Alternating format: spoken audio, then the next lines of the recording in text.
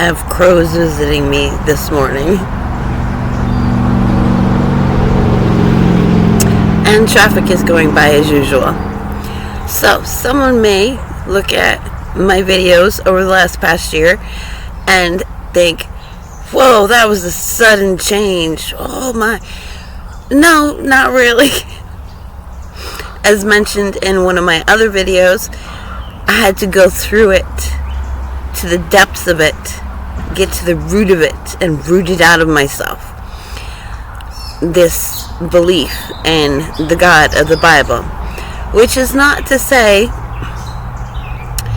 that another consciousness has not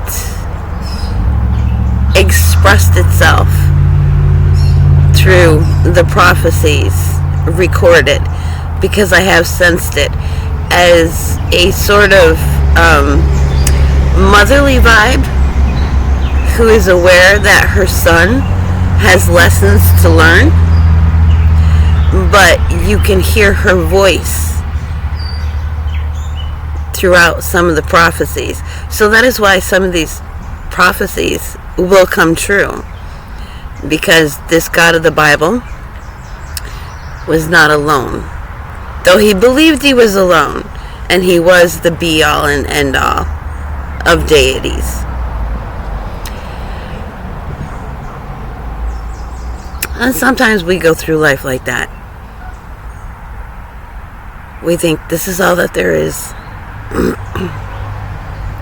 And so this is the perspective we must hold. And then something comes along and changes it. So we can always be ready to change our beliefs. But the tract that I'm on now is not new to me. When I awakened to my extrasensory perceptions, to my intuition, many years ago, I received insights, and I worked as a sort of conscious channeler. So my eyes wouldn't be closed. My personality would not be pushed to the background while some other entity spoke. I would experience a oneness, and I could choose to not say something. I could argue with whatever was wanting to be said. That's what I mean by conscious channeler.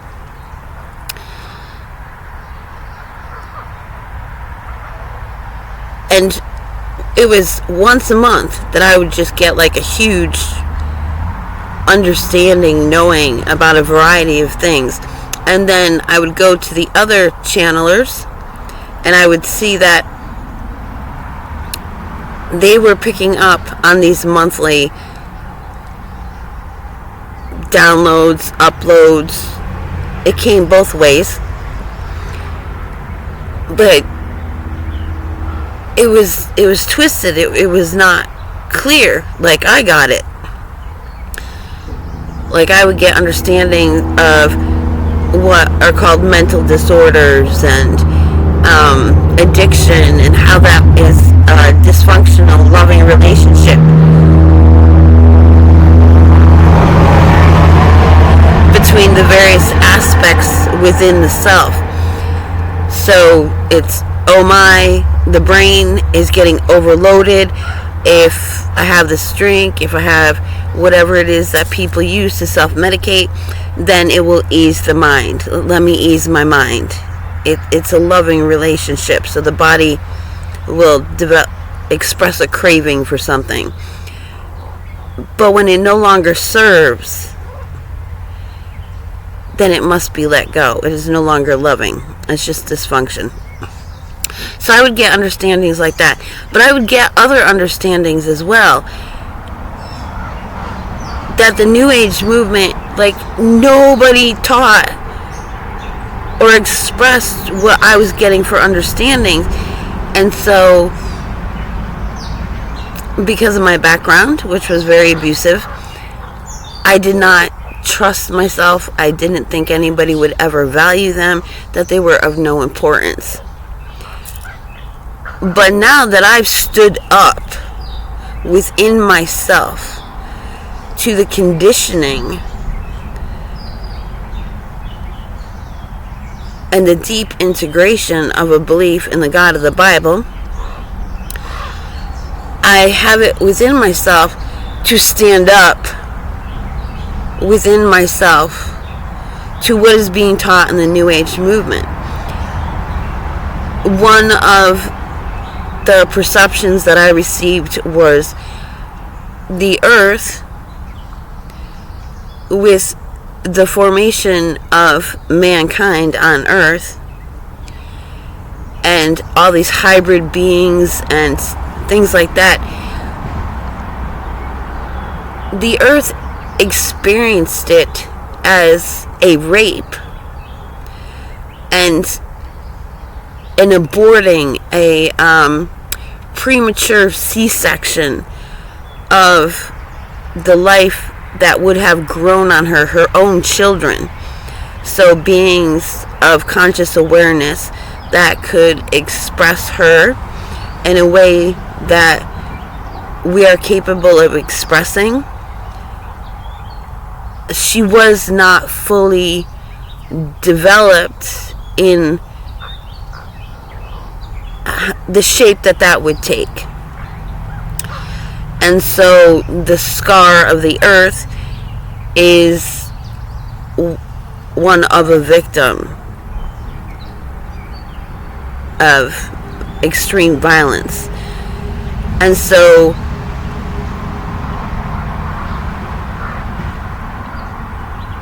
that has to be healed. And there really is no such thing as healing.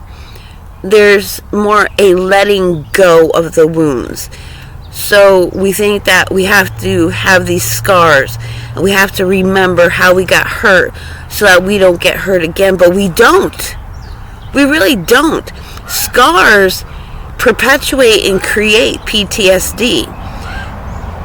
Like, I'm grateful to a friend who does not tell me how it is that her son died. It's a big trauma in her life. It's a big scar.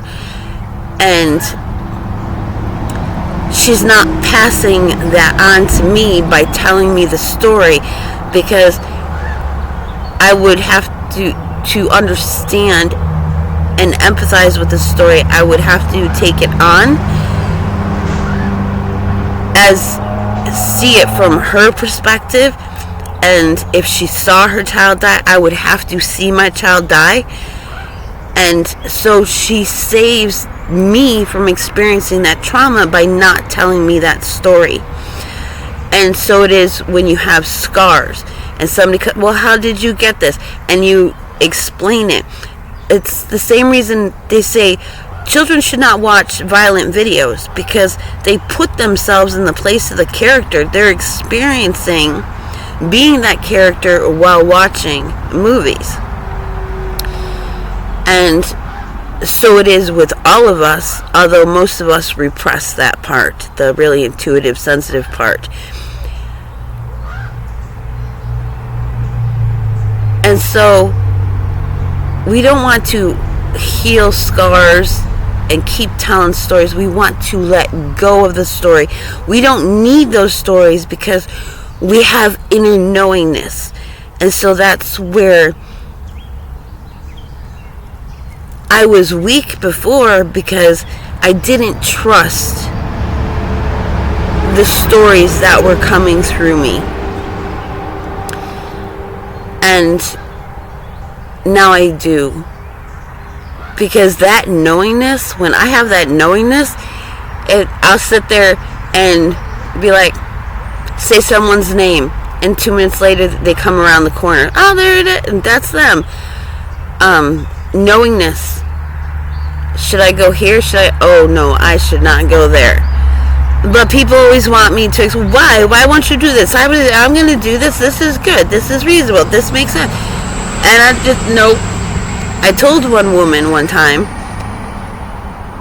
I was in I had my youngest children with me, and it was a program for homeless families. And she said, now you have to apply for this many jobs and you have to go do this. And I like, no, that's not my path. People follow recipes and they bake a successful cake, but that same recipe that works in a lowland by the sea maybe is not going to produce the same cake on a mountaintop. Elevation matters. My inner self is at a different metaphorical elevation than other people.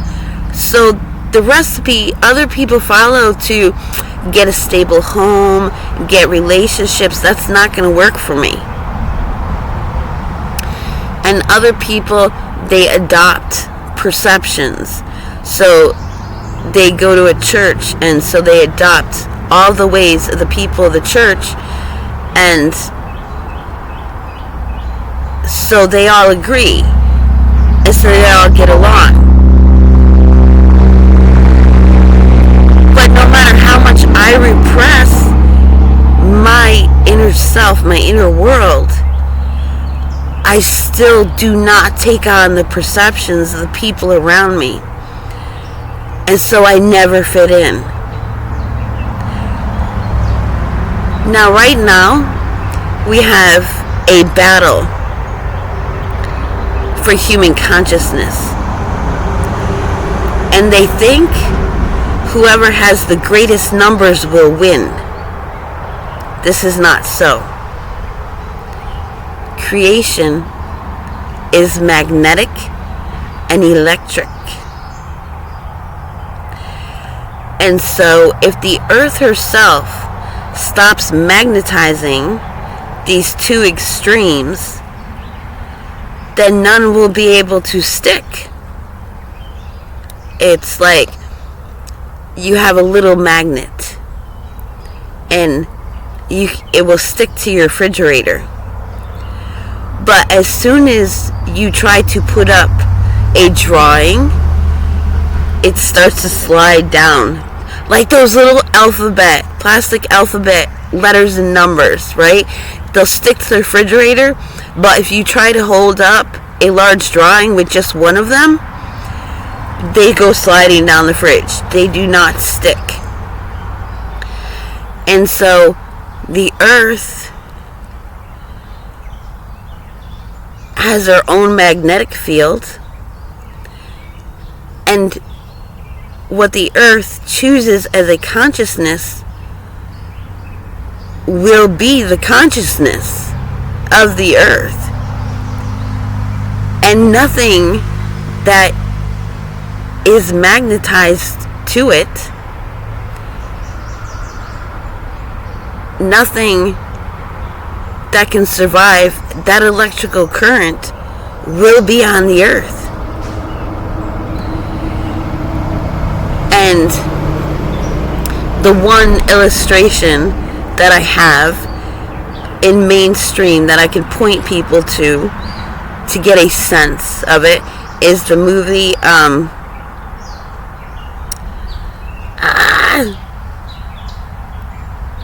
something of the Galaxies. The little raccoon guy with the machine guns, the talking tree, Groot. That movie where the guy finds out his father was a god and his father takes him to his planet. What it is the planet had its consciousness and his father was the avatar he was an expression of that planet's consciousness. And so the earth should have had and developed and grown her own avatar. But instead, all these avatars were torn up, ripped up, molded out of her, cross-contaminated with avatars from other planets. And so the earth doesn't know who she is because she comes into these avatars. The spirits that are native to her come into these avatars, and they get confused and they get overtaken, they get overcome, and the earth went through the same process that I went through. The not believing in self because the options out there didn't agree with the self. But they are authority, they are older, they are wiser, they have more powers, they have technology, whatever the reason. Everybody else believes it, like a bunch of lemmings going off a cliff. So the earth is choosing her own consciousness.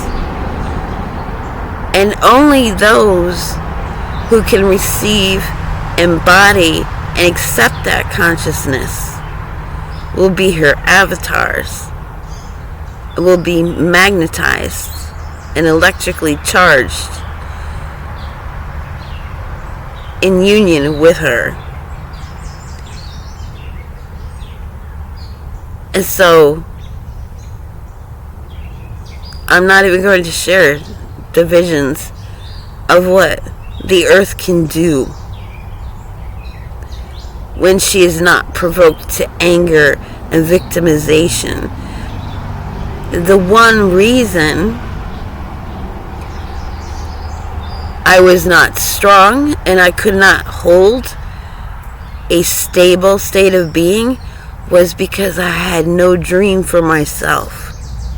I could imagine, I wanted to do a Moon Lodge, red tent type thing for women. I wanted to start a community based on fully informed consent and gifting, a culture of gifting. I had all these imaginings. When we imagine winning the lottery, we imagine all the things we can do for other people.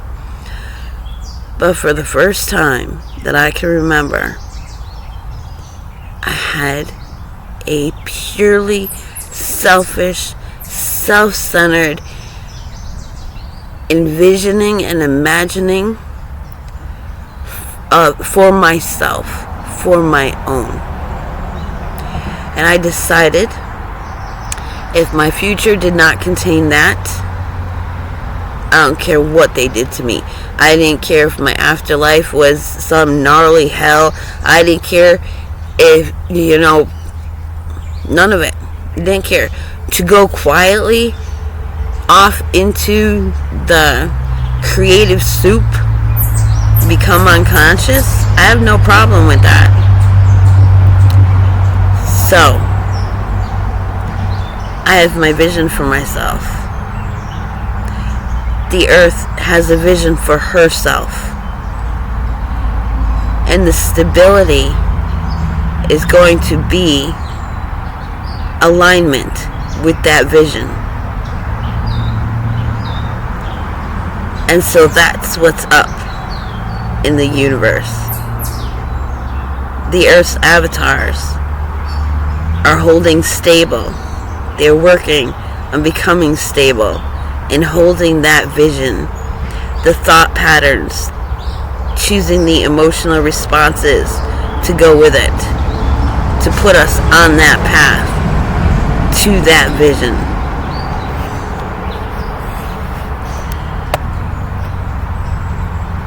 I think that's pretty much all I had to say.